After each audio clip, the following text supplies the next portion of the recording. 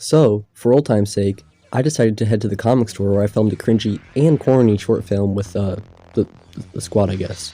And I went there to pick up Ultimate Spider-Man, and from what I knew at the time, that's an actually good book that gives the fans exactly what they want because it respects and understands the source material and lineage of Spider-Man stories from before. And it's also doing stuff I feel like should have been done by now. Why haven't we had an ongoing Spider-Man with an Uncle Ben that's alive? It makes Peter's motivation more of his willingness to embrace his late blossoming as Spider-Man because he just kinda is Spider-Man. Although the lore about an evil Reed Richards I'm iffy about because it's corny, but it also makes sense considering this is the original 1610 Reed, so he's trying to control the new Ultimate Universe or something meta like that? Huh. Is this really better actually? Because also, Spider-Man's origin in this universe is now more of a Destiny thing, and I don't see you guys complaining. Probably because it was actually pretty good though.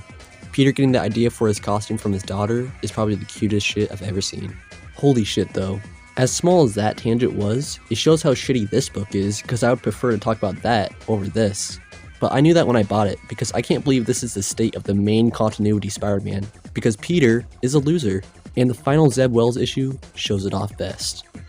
I mean, this comic has a heartwarming ending and all, and it actually fixes Aunt May for getting Peter as Spider-Man. But speaking of Spider-Man, who's the main character of the story, this fucker has no depth at all.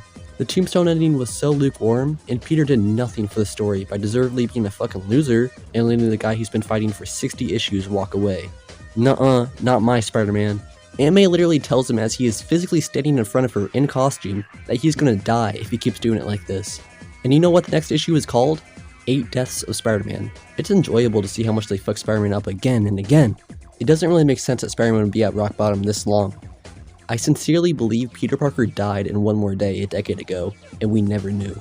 When I opened the book and read the first 5 pages with the biggest panel layout I've ever seen, I thought about something I noticed every time I open a modern Marvel comic. So I know this is another little side tangent, but this is a good opportunity to talk about it because what happened to comic advertising? Usually back in the day, you open a comic, see a cool one-pager, and then there'd be an ad by page 4, or something. And this usually was the tradition I saw in comics from early Marvel in the 60s until maybe the late 2010s. And then the ads just became more Marvel movies, series, and products. So you obviously don't need to read any minds to understand that no one wants to advertise, because there's barely a consumer base. These comics sell like 20,000 copies per issue last time I checked. It used to be in the millions and hundreds of thousands in the 2000s. It's so hard to find these comics and understand them too. Marvel is complicated with their numbering, particularly with how many number 1s there are, but if you keep in mind year, volume, and writer, you'll be fine. But still, that means you have to seek out info. And with the way it is now, you have to know what you're buying before you buy it, and normies don't work like that. So if we made comics more casual and had them in grocery stores and reduced the price to like $2.99, I think we'd have more appeal to mass audiences. Because in all honesty, comic books are cool. That's why there are billion-dollar franchises. And this is an easily possible thing to make happen like it used to be. But that's just my ideal world. I don't know how possible that is economically. Other than the big panel size, the dialogue in this comic is actually pretty good. The problem with this is just how horrendous the plot points and characterization of these characters are. If you enjoy Spider-Man being a piece of shit, well, not in the emo symbiote edgelord kind of way, but just being a fucking loser, this is what you want. But there are genuine good components here, like John Romita Jr.'s art, and at the very least, this $8 was used on the cover most of all. Of course, the caveat with this is the quality of modern comics' paper is pretty fucking bad. I bet Marvel knows that most of the people that read these are loser collectors, but damn, whose idea was it to make the covers of these comics the same paper as the interior? That's like making a paperback book and you make the cover be a normal white piece of paper, and then asking me to pay an exceedingly ginormous price to read it. So should I finally go on about the horrendous state of the story? Okay, I will because I really should. I'm not completely up to date on the lore, I might be wrong about some things here, but let's think about it. Everyone Peter knows as Spider-Man and Peter Parker hates him. He has no play, he has no job, his face is vividly beaten up all the time. Peter Parker's connection to Spider-Man has become so intertwined with his life, but most egregiously, Paul. Yes, that's it. And that's also it for me talking about the main story, because there really isn't anything to talk about, other than the fact that Peter gets outed as Spider-Man in the most casual way possible, because he's that shitty at separating these two very distinct personalities. It's like getting caught in Grindr every day for years. You're not really hiding the secret that well, dude. This is a bitterly sour ending, but not because of the way it's written, not because of the quality of the book is bad, you dig? I really don't know how you end your story with a bang when it's just dumb misery the whole time. So I think this did a good job at just shitting on the main character, showing he's horrendous at his job, and just leaving it at that. Steve Ditko's Spider-Man would not stand for this. In the end, we finally got our pre-Brand New Day continuity back with Aunt May remembering Peter's identity. I don't know what it's like up there in those offices, but are these writers slowly having Peter unmask over the course of a few decades to ruin old character progression, then retcon it with every character it's revealed to? Because apparently, Peter's too old, and that's why they won't age him up, when he was only like 24 at the earliest during the beginning of One More Day. Peter Parker, the main Spider-Man from the comics that created the character, aged only 8 years in the span of his history as a character itself. So I think he's doing pretty good in dog years. Sadly, John Romita Jr. is getting really up there in age at this point, so it's not going to be long before this ends up as one of his last comics, which is sad, but it does make sense with Marvel recently. I mean, he's not going to die, but Mark Bagley, who is just as prominent as John Romita Jr., has finished drawing the inside of Spider-Man comics, which says something about what's happening to the current artists who even do anything with 616 Peter Parker. I think it also should be said that since the beginning of Brand New Day in issue 546, the writers and artists have really just stayed pretty static since then, and that was all the way back in 2008. But hey, I think Dan Slott would love to do an extra 100,000 issues if we let him. We really need new talent. I mean, we're almost on issue 1000, so the way I see it, Marvel has 3 options so far by this point. 1. Naturally figure it out with the current continuity and progress Peter where he needs to be. This is the most time-consuming option, but hey, at least it means as much padding as possible for Marvel. 2. Reboot the series like with Brand New Day, so we could forget this whole era happened. I'm a continuity hound, so even I am not sure about this, because even Brand New Day only retconned like one element. Everything that happened before was still canon.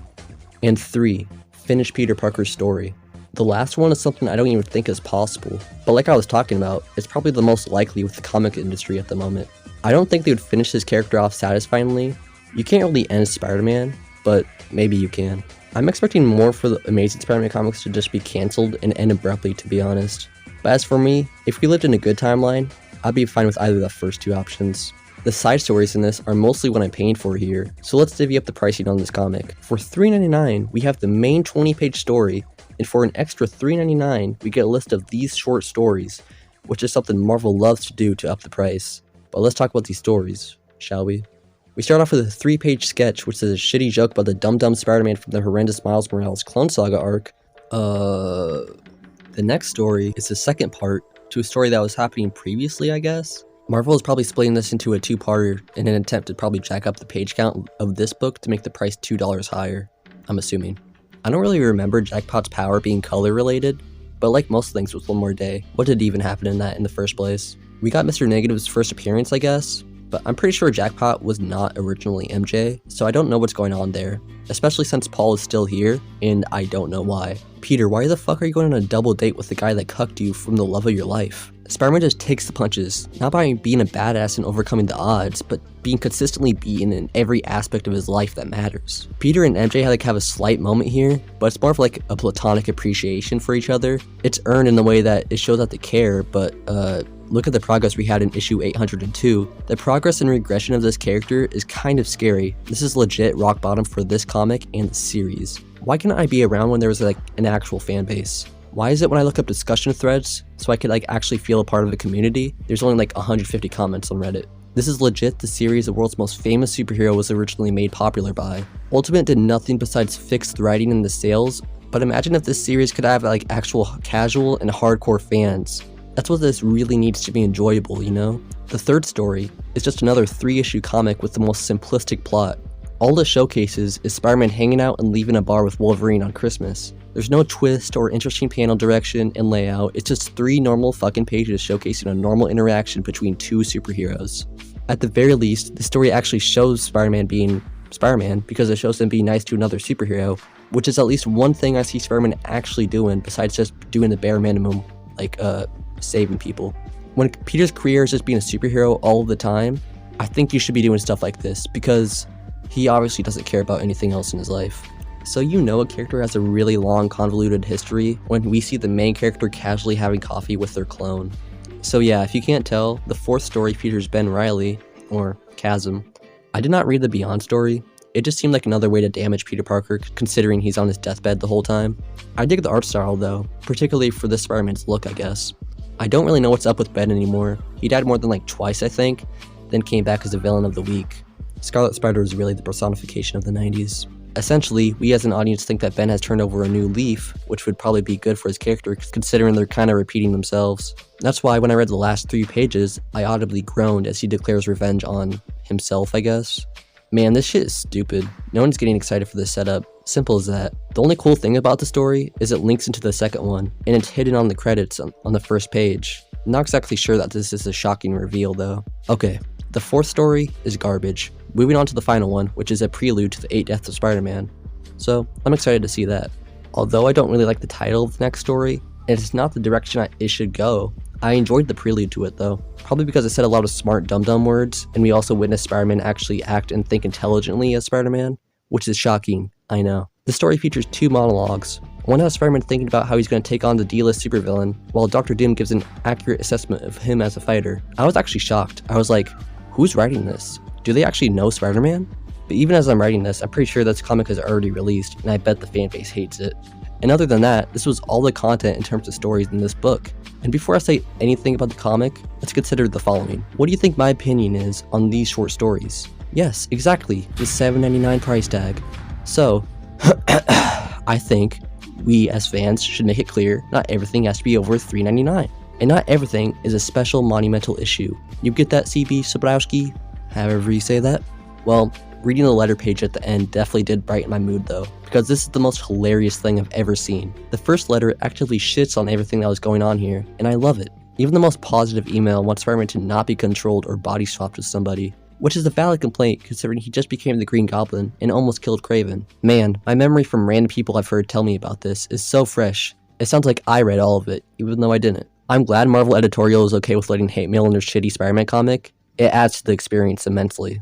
Which, let me tell you, I actually did get some kind of enjoyment from hate reading this. As the letter page went on, I was shocked to see letters go on for paragraphs, and when I read the first one, it absolutely nailed the nail on the head. It's so good, I'm going to read it out to you right now. What I feel is that this book, in preserving Peter's youth, has inadvertently made the inability to grow and change a characteristic of Peter, one that never existed before. His world continues to change, but why can't Peter too? Is there something fundamentally flawed about him? Instead of being a book about youth, to me, it has become a book about arrested development. Other than having a reference to a good Community ripoff at the end, I would like to thank Dapper Dan from Baltimore for writing this. Everything you said is what every fan in here feels, and I think that rousing speech is a great way to end this comic, especially with the editor's lukewarm response, and you could really tell that these people that are bestowed the mantle of so much legacy, it's just really hard to continue it in a natural way for them, I guess. I don't know. That's why Ultimate Spider-Man is, and always will be, the best Spider-Man ever in comics. We have 3 versions that have completely changed the character and revolutionized him. It'll be a sad day when Ultimate Marvel is screwed up. It's practically the face of new, bold, but familiar stories of Marvel. Anyways, I got more entertainment value from making this video more than the comic itself, and I knew I would because I wanted to see how it ended, and you didn't disappoint. So I just had to write the script the second I finished this comic that wasted my money by only having a 20-page long story with big-ass panels for $7.99. The state of the comic industry is dead, and the finale to the worst Spider-Man run in history proves it. Although I'm optimistic about 8 Deaths of Spider-Man, I'm not going to come back until I hear about real change, because this series is still and always will be in shambles. So, it's nothing. Just gotta stay on the bright side. That Goblin suit was pretty sick though. So if you clicked on this video wondering if there even is hope anymore, probably not. So hey, at this point, I just expect to make something at the end of any given video to give updates and such. At the moment, I'm just trying to find like pizzazz in the things I say, because I figure it's the way you say things, not the things you say that make it interesting. More or less, I'm just trying to find my YouTuber voice, because hey, everyone needs one. I'm not really sure where I am as a YouTuber at this point, but hey, I could talk about this flamboyant arachnid for eternity, so whatever. I suppose that's the only thing you should expect from me, so bye bye.